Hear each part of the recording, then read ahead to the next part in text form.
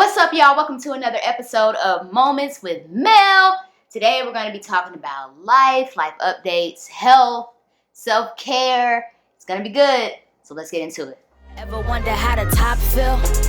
Knowing you can make it and you're growing while you take it from the bottom till you got it. Time is not still. Moving in and out of different seasons. I got reasons for believing I'm a genius. I will not fail.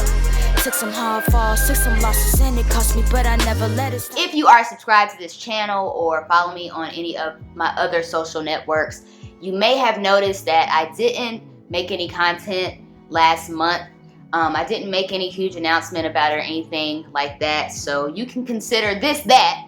And so I wanted to kind of address that today, along with some other things about me, and just kind of create some dialogue, because I think it's a good time to talk about it. So in 2010, I was diagnosed with an autoimmune disease called ulcerative colitis. So basically that's just a long medical fancy word to say ulcers in my stomach and in my colon, my stomach lining. It's an irritable bowel disease that a lot of people have. It's pretty common. It can be grouped in with IBS and also Crohn's disease. It's a long range of symptoms that come along with colitis, and every person is different. People with the same disease may not have the same symptoms, but some of the symptoms include, loss of appetite, bloating in your stomach. You can have just malnutrition because you're not eating.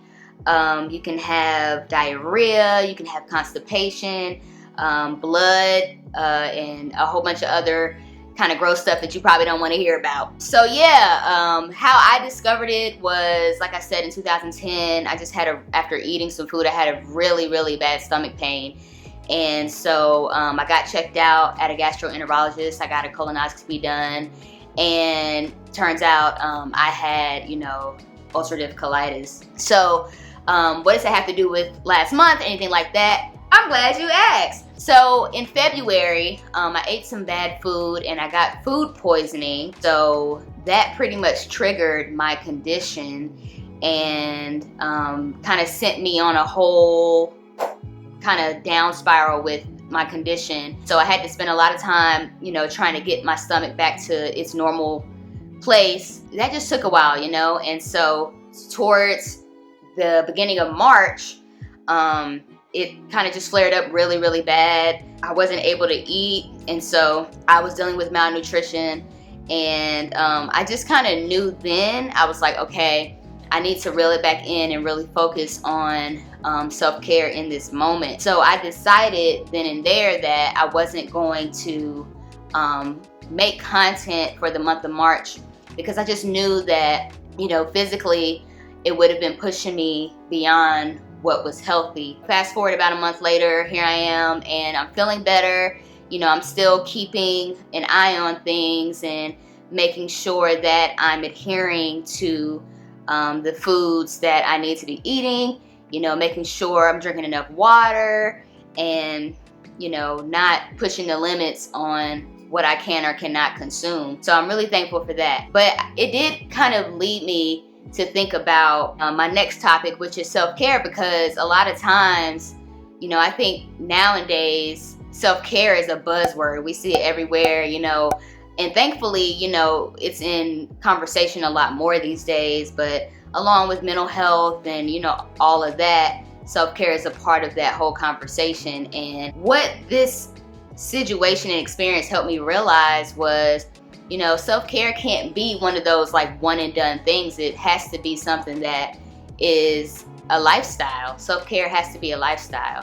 So I wanted to kind of talk with you guys about that, and in a very transparent way today, because I think the times that we are living in right now require a lifestyle of self-care. So for me, what that looks like is literally on a fundamental level, like with health, just me making sure that I'm not out here wilding. Like, I understand that I have my limitations with my diet and, with other things. And so I have to be aware that I have to actually practice self-care in that way. And sometimes I, have weak moments. And even in like the past month, or I've been trying to get better, I didn't do what I was supposed to and ate food that I'm not supposed to, which prolonged my ability to get better.